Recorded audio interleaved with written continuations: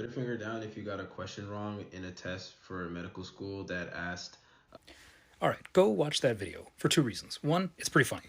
He tells the story well. To sum up, he got a question on his anatomy exam, which is the nerve required to innervate the muscles that enable you to wipe your butt.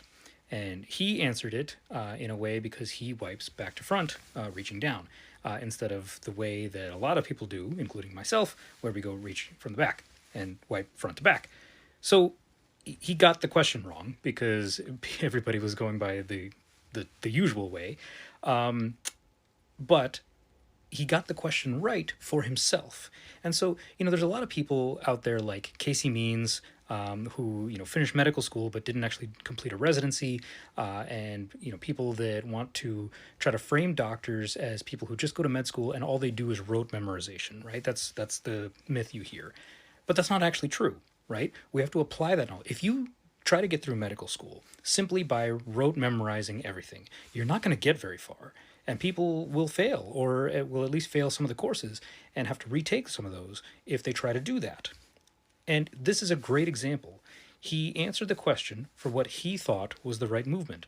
And it wasn't something that he could easily memorize, right? The question was phrased as such, where, in class, they probably didn't necessarily use this is an example of the nerve that you use to wipe your butt.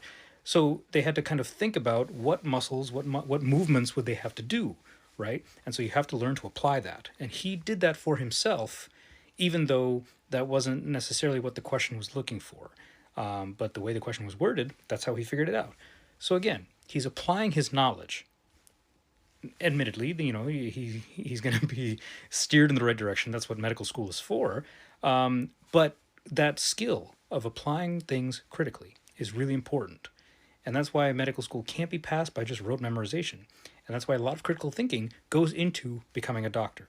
So I really like that video for two reasons. One, it's pretty funny. Two, makes a good point.